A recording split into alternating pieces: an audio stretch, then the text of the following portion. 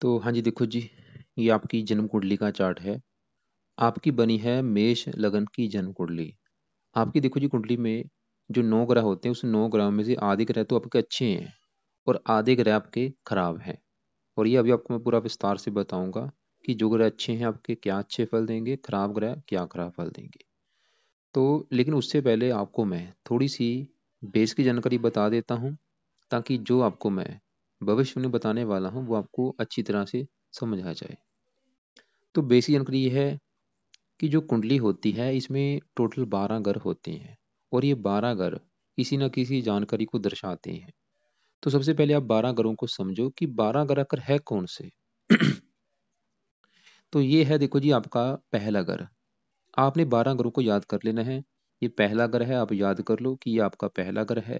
ये आपका दूसरा घर है, याद कर लो। तीसरा घर, चौथा, पांचवा, छठा, सातवां, आठवां, नौवां, 10वां, 11वां और ये 12वां घर। तो 12 घरों को याद कर लो। फिर आ गया पहला घर। ये जो पहला घर है, ये घर आपका शरीर है। मतलब आपका शरीर कैसा होगा, सेहत कैसी होगी, स्वभाव कैसा होगा, आपका रंग रूप कैसा होगा, पर्सनैलिटी कैसी होगी, इसे पहले घर से देखेंगे। ये है दूसरा घर आपके धन जोड़ने का, कितना धन जोड़ेंगे। तीसरा घर आपके छोटे भाई बहनों का है। ये चौथे घर से देखेंगे आपकी माता, मकान, वाहन का सुख। पांचवें घर आपके बच्चों के बारे में बताएगा। छठे घर से शत्रु रोग कर्जा देखेंगे। और ये है सातवां घर आपकी पत्नी का, कि पत्नी कैसी होगी, इस घर से देखेंगे। आठवें घर से देखेंगे आपकी उम्र। नौवें घर से भाग्य देखेंगे। 10वां घर है आपके कामकाज का। 11वां घर है लाभ का। और 12वां घर आपके खर्चों का है। तो कहने का मतलब ये 12 घर भाई किसी न किसी जानकारी को दर्शाएंगे। आपने दो चीजें नोट करनी, एक तो मैंने आपको जो 12 घर बोले हैं वो याद कर लो, और 12 घरों से क्या क्या देखा जाता है वो याद कर लो। अब देखो जी, आपने जो भी कुछ देखना है उस घर को देखना है। उस घर का जो मालिक है, कौन है, कहाँ बैठा है, उसको देखना है। जैसे कि ये है पांचवा घर। पांचवा घर मैंने बोला है आपके बच्चों का है। तो अगर आपने अपने बच्चों के बारे में पता करना है कि मेरे बच्चे कैसे होंगे, इस पांचवें घर को देखा जाएगा। और पांचवें घर में आपको दिख रहा है कि पांच लिखा है, ये है सिंह राशि। इसका मालक है सूर्य। तो आपके बच्चों के लिए हम सूर्य को देखेंगे। ऐसे ही ये 10वां घर आपके काम काज का। 10वें घर में काम काज के लिए इस 10वें घर को, और 10वें घर में लिखा है 10 नंबर। 10 नंबर है मकर राशि। मालक इसका है शनि। तो आपके काम काज के लिए हम शनि को देखेंगे, और दृष्टियां भी देखनी है। इस 10वें घर के ऊपर जैसे दृष्टि है मंगल की, इसको भी देखेंगे। तो मोटा मोटा आपको समझ आ चुका है कि जो भी कुछ देखना है उस घर को देखना है, उस घर का जो मालक है उसको देखना है। तो अब देखो जी, बात करते हैं भविष्यवाणी की। तो भविष्यवाणी ये है कि ये जो 9 ग्रह हैं, इन सभी 9 ग्रहों का असर आपके ऊपर अभी भी है। 5 साल पहले भी था, 10 साल पहले भी था, और आने वाले में समय में भी रहेगा। क्योंकि आपके आदि ग्रह अच्छे हैं और आदि ग्रह खराब है। जो ग्रह देखो जी आपके अच्छे हैं, वो अभी भी आज के समय में आपको अच्छे फल दे रहे हैं। 10 साल पहले भी अच्छे फल दे रहे थे और आगे भी अच्छे फल देते रहेंगे, क्योंकि वो अच्छे हैं, अच्छे फल दे रहे हैं। लेकिन जो ग्रह खराब है वो खराब फल अभी भी दे रहे हैं, पहले भी खराब फल दे रहे थे और आगे भी खराब फल देते रहेंगे। लेकिन यहाँ पे एक बड़ी बात ये है कि इन ग्रहों का जो अच्छा बुरा असर कई गुना बढ़ जाता है जब इनकी दशा आती है। जब इन ग्रहों की दशा आएगी, जैसे कि मान लो आपकी कुंडली में जो ग्रह अच्छा है, तो उसके अच्छे फल कई गुना बढ़ जाएंगे जब उसकी दशा आएगी। अगर कोई ग्रह आपका कुंडली में खराब बैठा है, उसके खराब फल कई गुना बढ़ जाएंगे जब उसकी दशा आएगी। तो दशा भी आपके ऊपर किसकी है, वो है गुरु ग्रह की। गुरु की चल रही है बड़ी महादशा। ये 7वां महीना 20 से चली है, अभी चली है, और अभी काफी लंबी है, 36 में जाके खत्म होगी, 2036 में। तो आपकी लाइफ के ऊपर देखो जी बड़ा असर गुरु का है, क्योंकि गुरु की महादशा एक अंतरदशा भी होती है, और अंतरदशा किसकी है, वो भी गुरु की है। ये 7वां महीना 20 से चली है, 9वां महीना 20-22 में अभी खत्म हो जाएगी। तो और गुरु की देखो जी महादशा, गुरु की ही अंतरदशा, मतलब आपकी लाइफ के ऊपर बड़ा असर अभी पूरा का पूरा गुरु का है। तो हम पहले गुरु को देखें। जिसमें मैंने आपको क्या बोला कि जो ग्रह अच्छा है उसके अच्छे फल कई गुना बढ़ जाएंगे, जो ग्रह खराब है तो उसके खराब फल कई गुना बढ़ जाएंगे। अब हम गुरु को देखेंगे कि ये आपका अच्छा है या बुरा है। वैसे गुरु देखो जी आपका खराब है, ये आपको खराब फल देगा, थोड़े बहुत अच्छे फल देगा, 100 में से मतलब आपको 60-70% खराब फल देगा। तो अब इसकी दशा में क्या होगा, इसके खराब फल कई गुना बढ़ जाएंगे। खराब फल पहले भी दे रहा था, 10 साल पहले अगर जाएं तो खराब फल उस समय भी दे रहा था, लेकिन अभी दशा में इसके जो खराब फल है वो कई हजार गुना बढ़ जाएंगे, और जो अच्छे फल है वो भी बढ़ जाएंगे। तो बात करते हैं कि गुरु आपको क्या अच्छे बुरे फल देगा। तो आपका देखो जी, जो गुरु ग्रह है वो बैठा है यहाँ पे छठे घर में, और साथ में चंद्रमा बैठा है, गुरु छठे घर में बैठा है। और आपको मैंने अभी से बोला था कि जो 12 घर है किसी न किसी जानकारी को दर्शाते हैं। ये जो छठा घर है, इस घर से देखते हैं रोग, कर्जा, शत्रु, कोर्ट के खर्चे, ये चीजें देखते हैं। और गुरु यहाँ पे बैठा है, मतलब इस घर को एक्टिवेट करेगा। और गुरु आपका बैठा यहाँ पे जरूर है, लेकिन इसके अपने दो घर हैं। एक तो गुरु ये जो नौ लिखा है, इस घर का मालिक है नौवें घर का। नौवें घर से देखते हैं भाग्य, आपका भाग्य कैसे होगा इस घर से देखेंगे। और इस घर का मालिक कौन है? गुरु, मतलब आपका भाग्य गुरु से देखेंगे। भाग्य से आपका गुरु है। नौवां घर धर्म का भी होता है, पिता का भी होता है, तीर्थ यात्रा, विदेह यात्रा। तो इस घर का मालिक गुरु है, और गुरु यहाँ पे 12 लिखे, 12वें घर का भी मालिक है। 12वां घर खर्चे का, हानि का। तो गुरु देखो जी, सबसे बड़ा खराब फल आपको ये देगा कि भाग्य आपका जाके बैठा है छठे घर में, भाग्य भंग योग बना है। गुरु ये दिखा रहा है कि आपको भाग्य से संबंधी भाई बहुत ज्यादा दिक्कतें आएंगी। भाग्य आपका साथ नहीं देगा, अभी खासकर वर्तमान में गुरु की दशा में भाग्य आपका बिल्कुल साथ नहीं देगा। और छठे घर में बैठा है रोग के घर में, आपको रोगी बनाएगा। गुरु से रिलेटेड कोई ना कोई रोग आपको हो सकता है। छठा घर कर्जे का आपको कर्जदार भी बनाएगा। छठा घर शत्रु का आपके बहुत ज्यादा शत्रु बढ़ाएगा, और कोर्ट जेल के चक्कर भी आपको लगाने पड़ सकते हैं। तो ये खराब फल देगा। इसके अलावा ज्यादा खराब फल क्या देगा वो समझो। गुरु की 3 दृष्टियां होती है, यहाँ से 5वीं दृष्टि पड़ेगी इस घर के ऊपर, 10वें घर के ऊपर। 10वें घर में आपको दिख रहा है कि 10 लिखा है, ये 10वां घर है कामकाज का। 10 नंबर है मकर राशि, गुरु की है ये नीच राशि। तो गुरु यहाँ से इस 10वें घर को देखा है, जो कि नीच राशि। 10वें घर का ये बुरी तरह से नुकसान करेगा। जो कि 10वां घर है आपके काम काज का, तो क्या करेगा? आपको काम काज को लेके आएंगी दिक्कतें। जो भी आप नौकरी कारोबार करेंगे उसमें दिक्कतें परेशानी आपको आएंगी। पिता का भी घर है, पिता संबंधी भी दिक्कतें, मान प्रतिष्ठा में कमी कर सकता है। 12वें घर को देखेगा, और ये दूसरे घर को देखेगा, धन को भी लेकर दिक्कतें आएंगी। 12वां घर विदेश का है। वैसे आपका अगर भाग्योदय होगा वो आपकी जन्मभूमि छोड़ने पर भी होगा।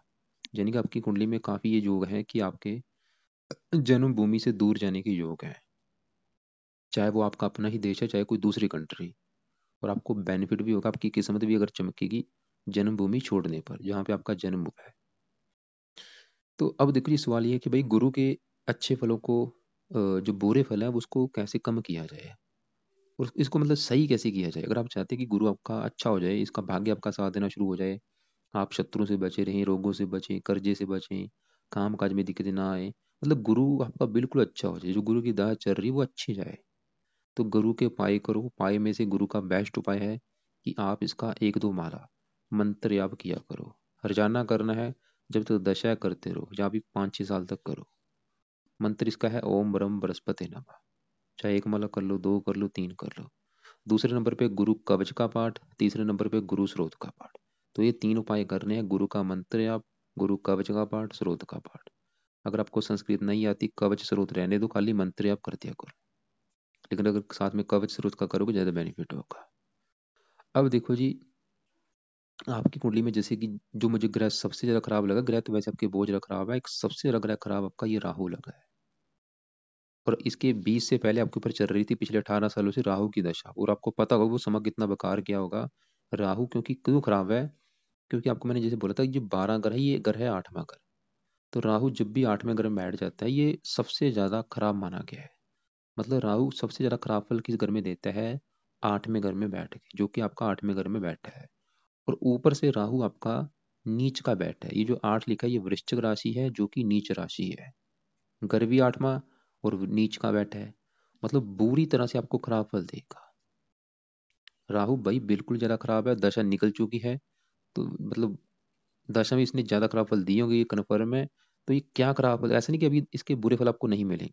मैंने क्या बोला था, सभी ग्रहों का असर अभी भी आपके ऊपर है, लेकिन इनका जो अच्छा बुरा असर ज्यादा बढ़ जाता है जब इनकी दशा आती है।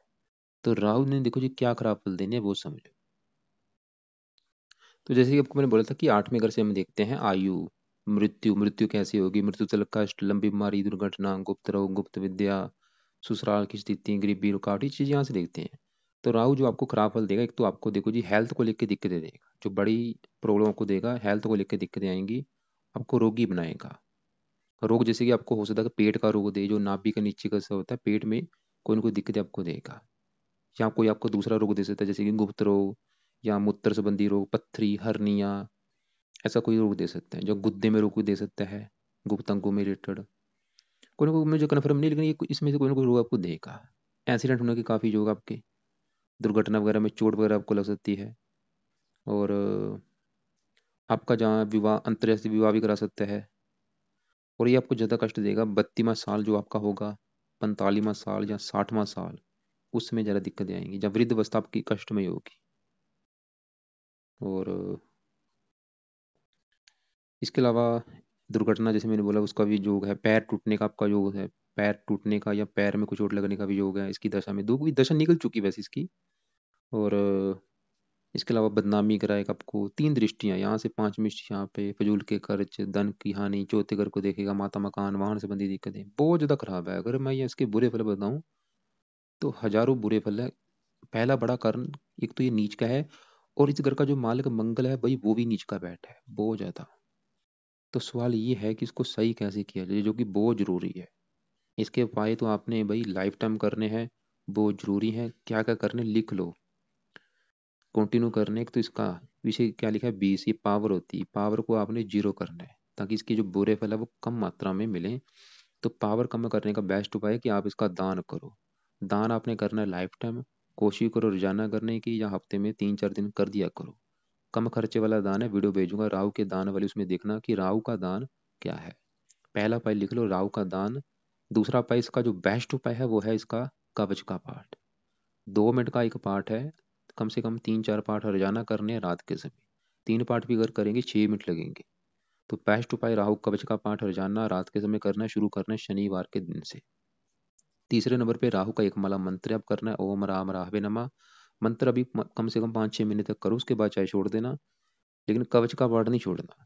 चौथे नंबर पे राहु स्रोत का पाठ भी करते रहना है। और इसके अलावा एक वीडियो भेजूंगा आपको मैं 25 उपाय वाली, राहु की, उसमें 25 उपाय लिख रखे हैं, जिसमें से आपको लगता है कि जो आप उपाय कर सकते हैं वो आपने करने हैं। इसकी वजह से इसके जो भी मैंने, क्योंकि ये जो बुरे फल बताए ये तो थोड़े बहुत बताए आपको भाई, थोड़ा बहुत था, हजारों खराब फल है इसके। तो इसलिए इसके भाई उपाय करो। ससुराल का भी घर है, ससुराल को दिक्कतें आएंगी आपको बहुत ज्यादा, ससुराल संबंधी दिक्कतें। तो ये उपाय करो। आपकी पत्नी हो सकता है क्रोधी स्वभाव की हो, क्योंकि ये पत्नी घर से दूसरे घर में, वाणी का घर है, पत्नी वाणी खराब करेगा। तो अगर आप उपाय करेंगे बुरे फल नहीं मिलेंगे बिल्कुल भी, बल्कि अच्छे फल ही देगा।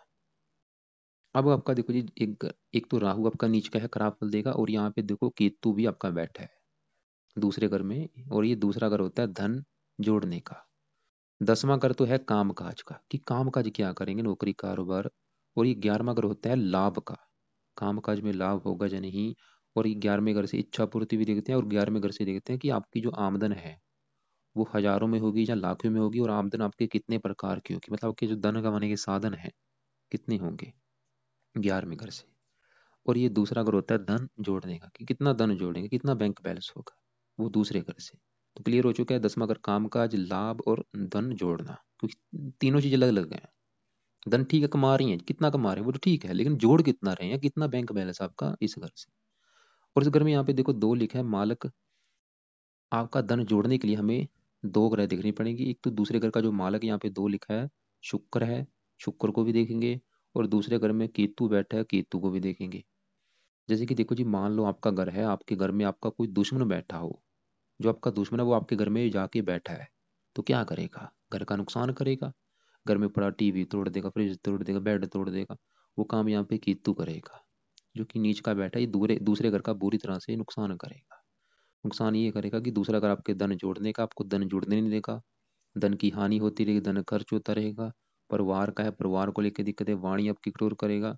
तो ये बुरे फलों से बचने के लिए आप इसका भी एक तो दान करो लाइफ टाइम। और इसके मंत्रों को एक बार सिद्ध कर लेना, ओम केम केतवे नमः। इसकी जो मंत्रों की संख्या 17,000 वो पूरी करके चाहे छोड़ देना। लेकिन इसका भी जो लाइफ टाइम अपने काम करने, एक तो दान लाइफ टाइम, दूसरा काम इसका कवच का पाठ लाइफ टाइम करना है। अब देखो जी, हम आगे बात करते हैं। यहाँ पे आपका सूर्य और बुध बैठे हैं, हम इनकी बात करते हैं कि ये आपको क्या अच्छे बुरे फल देंगे। और यहाँ पे देखो जी, वही बात फिर आ गई कि आपको मैंने क्या बोला है, कि जो 12 ग्रह हैं किसी ना किसी जानकारी को दर्शा रहे हैं। जैसे कि 7वां घर पत्नी का, 5वां घर बच्चों का, चौथा घर माता का, ऐसे ही ये जो पहला घर है ये घर भाई आपका घर है। मैं आपकी बात कर रहा हूँ कि आपका शरीर कैसा होगा, सेहत कैसी होगी, स्वभाव कैसा होगा, आपका रंग रूप कैसा होगा, आपकी पर्सनैलिटी कैसी होगी, सर कैसा होगा, मस्तक कैसा होगा, सब पहले घर से देखेंगे।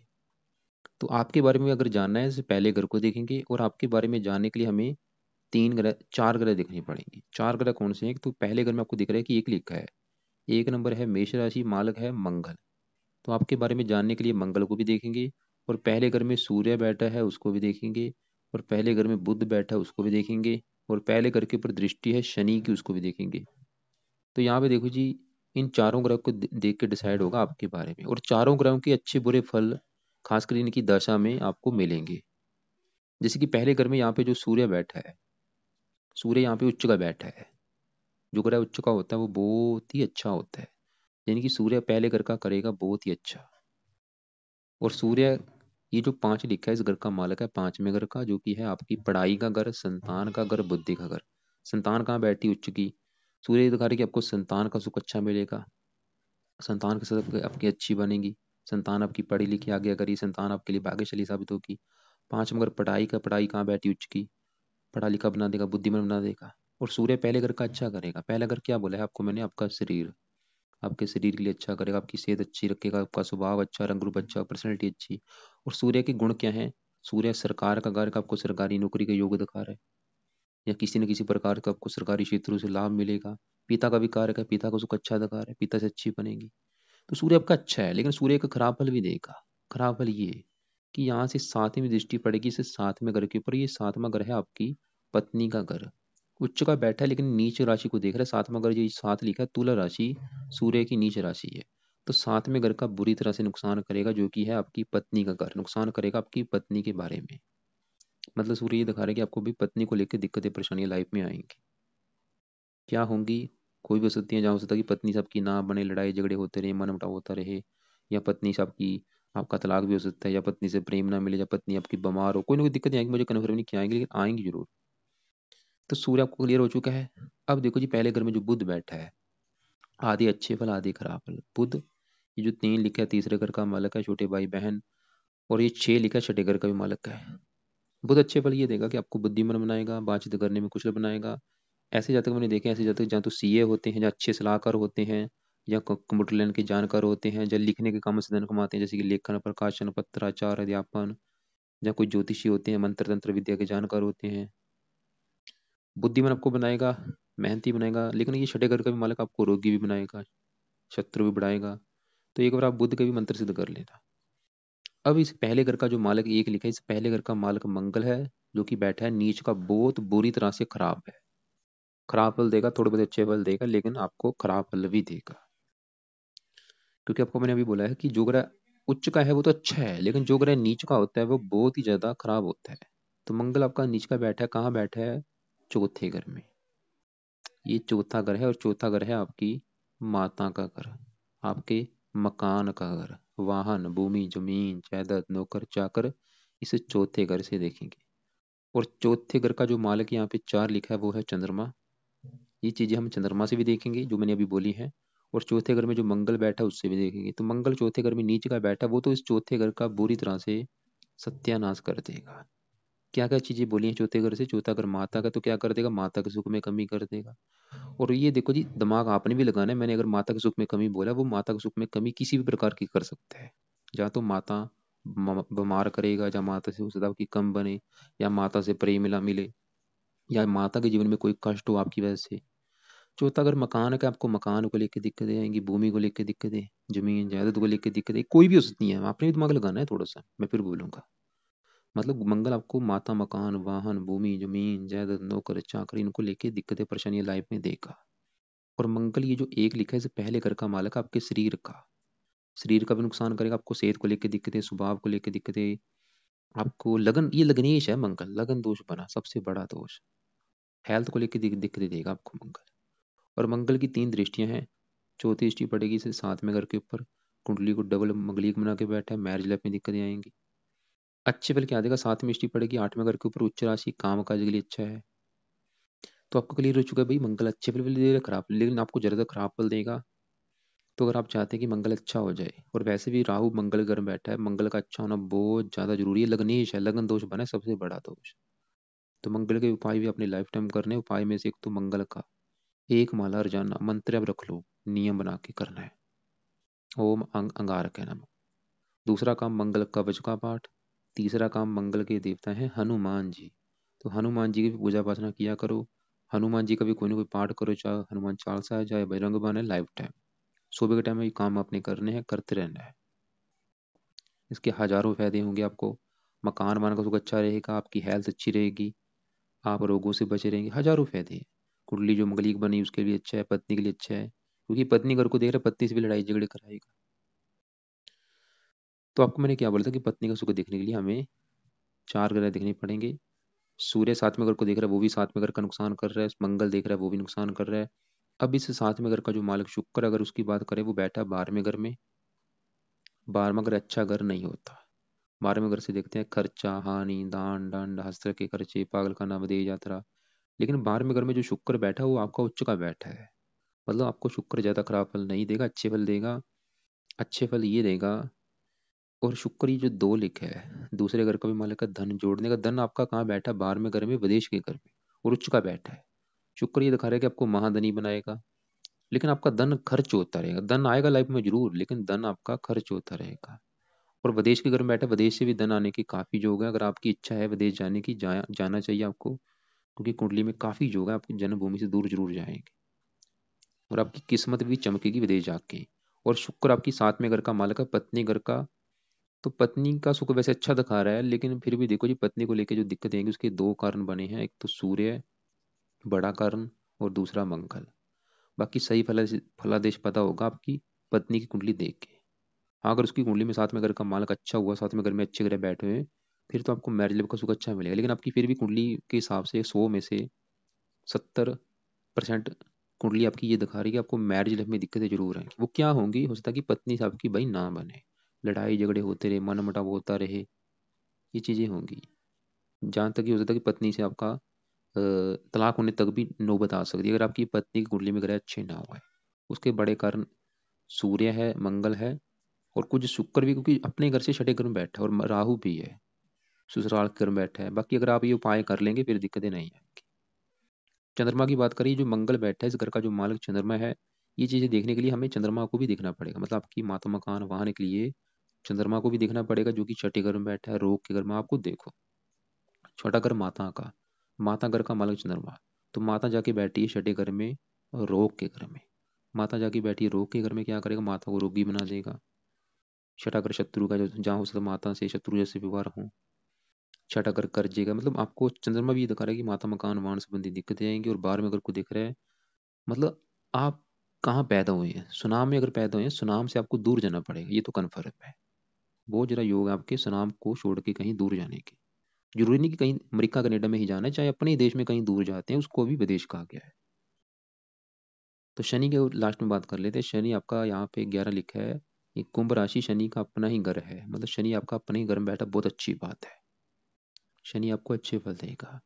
और शनि ये जो 10 लिखा है, इस घर का भी मालिक है, 10वें घर का। 10वां घर काम काज का है, नौकरी कारोबार का। तो शनि ये दिखा रहा है कि नौकरी कारोबार का सुख अच्छा है आपकी लाइफ में, पिता का सुख अच्छा है। और धनी भी आपको बनाएगा, ये 11वां घर धन जोड़ने को, धन कमाने का होता है, धन कमाने के साधन कई होंगे, इच्छाएं पूरी करेगा। शनि अच्छा है, धन कमाने में अच्छे फल देगा, खासकर शनि की दशा अच्छी जाएगी आपकी। अभी 9वां महीना 22 के बाद चलेगी शनि की दशा, वो धन के मामले में अच्छे फल देगा, काम काज के रिगार्डिंग अच्छे फल देगा। लेकिन शनि खराब फल भी देगा। खराब फल क्या देगा? यहाँ से लगन को देगा, जो कि नीच राशि, हेल्थ को खराब करेगा अपनी दशा में। 5वें घर को देगा, संतान संबंधी कोई दिक्कतें आ सकती हैं आपको। वैसे 5वें घर का मालिक अच्छा बैठा है, लेकिन फिर भी 5वें घर के ऊपर जो शनि की दृष्टि है, तो वो संतान संबंधी दिक्कतें देगा। तो ये था, देखो जी, कुंडली का फलादेश मोटा मोटा से बता चुका हूँ, बताने को तो काफी कुछ है, लेकिन मेन आप ये समझ लो कि आपकी जो ग्रह खराब है, सबसे ज्यादा ग्रह खराब राहु है। तो राहु के लिए आपने राहु का दान करना है लाइफ टाइम। राहु कवच का पाठ, स्रोत का पाठ मंत्र सिद्ध करके छोड़ देना। 25 रुपए वाली वीडियो भेजूंगा, उसको भी देख लेना। दूसरा ग्रह खराब केतु है, केतु का भी दान लाइफ टाइम मंत्र सिद्ध करके छोड़ देना। कवच का पाठ करते रहना। मंगल के लिए लाइफ टाइम उपाय करने हैं, मंगल का मंत्र आप कवच का पाठ, स्रोत, हनुमान जी की पूजा पासना। दान भी मंगलवार के दिन मंगल का दान कर दिया करो। गुरु की बड़ी दशा है, गुरु का सुबह के टाइम एक दो माला मंत्र है, आप साथ में कवच का पाठ, और चंद्रमा के भी एक बार आप मंत्र सिद्ध करके छोड़ देना। बाकी फिर भी आपके जो सवाल बच जाएंगे, अपने सवाल लिख के मुझे कॉल कर लेना। कॉल करने के लिए आप दोपहर को 1 और 2 के बीच में कॉल कर लेना। फालतू में कभी भी किसी ग्रह का रत्न आपने धारण नहीं करना।